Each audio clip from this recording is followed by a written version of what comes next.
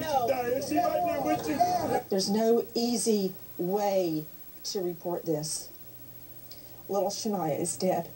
Her body was found yesterday off a dirt road in Sanford, North Carolina. Witnesses say her body was on the ground. It was clothed only in a T-shirt. Police had been searching that area. They were combing the roads. They were combing the woods. And they tell us they found the body about 100 feet off the road into the woods. This body was found about 7 miles away from the surveillance that we had last seen of Shaniya in the arms of a man by the name of Mario McNeil. Police have charged Shaniya's 25-year-old mother, whom you see here, with human trafficking and felony child abuse. Her mother, I would never think that she would do something like that. Why do you say that, Cheyenne? She just seemed like the sweetest woman. This woman pimped her child. That's what she did. She sold her child into prostitution. There is no punishment great enough to meet the crimes that she has committed. 911, where's your emergency? Yes, ma'am. My name is Antoinette Davis. Okay, ma'am. How can I help you? I woke up this morning and my daughter was not in the house. I don't know if she walked out. I don't know what's going on, but she's not here. How old is your daughter? She's 5. 5? Yes, ma'am.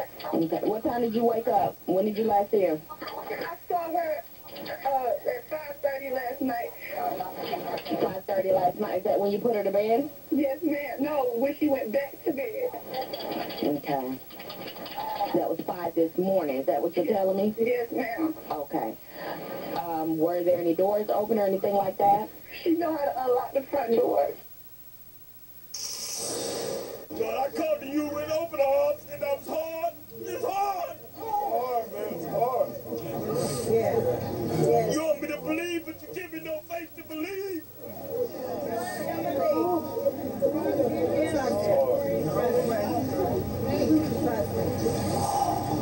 But I just know that you walking with me, and you got my daughter looking down.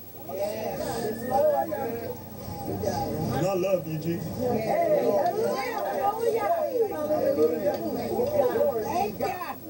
Just give me the strength. We are taking your call straight out to Teresa in New York. Hi, Teresa. Hi, how are you, Nancy? I'm good, dear. Good. You kind of answered it. I was just wondering, if the creep in the video, do they feel he was bringing the poor baby to somebody else? You said they had video of him leaving also. Why wouldn't they show that? To Billy Liggett with the Sanford Herald, joining us there in Sanford, North Carolina. Mr. Liggett, thank you for being with us. What is the theory right now? I mean, he's only in the room with the child for an hour. That's time to do plenty with a 5-year-old defenseless little girl. But where was he taking her? He's clammed up behind bars. Did he hand her off to somebody else? Or is the most obvious and simplest solution the answer that he, in fact, is responsible for the murder? What is the thinking, Billy Liggett? He is really the only suspect other than the mother right now. The only video footage that's been released to the media shows him carrying the child, and it's really only 2 still photos. They haven't showed actual video to anybody, and so they're not saying if there's anybody else of interest. Mr. Scott said earlier that the wooded area where, in Lee County where the body was dumped, would probably confirm that he knew the area well. And I kind of disagree with that because the wooded area is actually right off the main highway. And it's less than a mile off the main highway, and it just appears it's in between Sanford and Fayetteville. And it would appear to me that in between the 2 cities that he saw this little wooded highway, you know, whoever it is that dumped the body, turned right, went down there, dumped the body less than 100 feet from the highway, got right back on the main highway, and probably either headed to Fayetteville or Sanford. We don't have any idea why he's familiar with Sanford. They're not releasing that information. The only thing we have on him is that he was at the hotel and that he is currently in custody. We don't have any other information as to if he was handing it off to somebody, handing the girl off to somebody, or anything like that. Got it. To Dr. Carrie Peterson, joining us from Lenox Hill Hospital. Dr. Peterson, thank you for being with us. I think it's going to be extremely important, critical, the time of death. How many days that child had been there. If she had only been lying there for a couple of hours, that means it's very likely he could have passed her off to some other man. If she had been there for a period of days, up to nearly a week, that points back to him more closely. You are absolutely right, and I think that autopsy will help determine within about a 24 to 48 hour period the time of death. What they'll look at is just the stage of decomposition of the body, and based on the appearance of the external body and the internal cavity, they can get a pretty good timeline within a day or so. Really? So even though the body may have been there for a week, they may be able to pin it down to a day?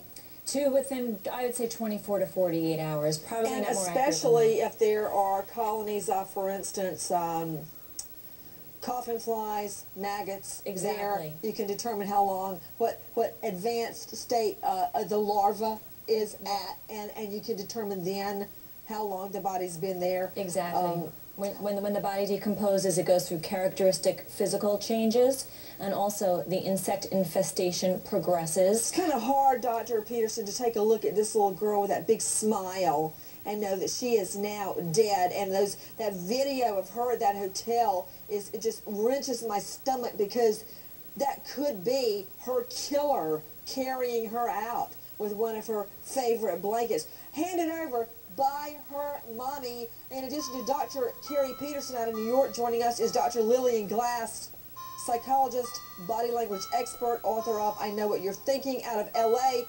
Dr. Glass, trust me, she's not lying distraught in the jail tonight. She's not lying on a cot crying her eyes out. I guarantee you tonight she got served beef stew with rice. Oh, here we go with the cabbage, menu fruit again. pie. Well, she had dessert and fruit punch. You know, darn well, Mommy didn't give back the food tray. She's fine. She's fine. Did you hear her on that 911 call? She's not worried. She's not upset. Nancy, it's disgusting, and I think you brought it up really well earlier in the show when you said there was a change in her tone, a change in her voice. Yeah, all of a less sudden than she 30 starts seconds. talking Less than 30 right. seconds. I timed it. Exactly, and that was a very good thing you brought up, because it shows that this is phony, that she knows what's going on, and it's not sincere. And then she mentioned so many times that the daughter can open the door, she can open the door. She's setting it up. And Nancy, when you look at the surveillance tapes, it's very scary, and it's also gut-wrenching, because when you look at the position of Shaniya's legs, it's a defensive reaction, and it's very disturbing. Poor little thing. Look at her. She didn't have any socks. All she had on was her little underwear and a shirt in the hands of that guy. Oh, it's just horrible. To Awful. Paul Pinzone, Director of Prevention Programs, childhelp.org, former sergeant with Phoenix Police. Pinzone, weigh in. I got to tell you, Nancy, my background is actually I spent 6 years working undercover, and I've been in the home of drug users, drug addicts. They serve another master. They have no right to be parents, because that child in any home of that environment is not being raised properly. So what happens here is she had other priorities. That child was not one of them, and there is no punishment that is severe enough for what she deserved. You're a drug addict, you have a child, you don't want to care for it. There are plenty of loving families who would give that child the family that they deserve. Drop them off at Child Help's door, because we'll take care of them. But this is a disgusting case, and no punishment is enough for her or for the man who was involved. There's going to be another crime scene somewhere, so let's keep our eyes open for that, because I doubt she was murdered at the location she was dumped, and that's going to tell the story. And Marlena Shivo, haven't you heard from sources that they didn't just use drugs, they sold drugs out of that home? Unfortunately, yes, Nancy, and we know that there was a drug raid over the summer, and I was told that family members were in and out of the house where Shaniya lived, where Shaniya's mother lived, and there were family members selling drugs You know, jail is too good for this woman and her cohort. Everyone, we are taking your calls live, but as we go to break, on a happy note, believe you me, I'm going to be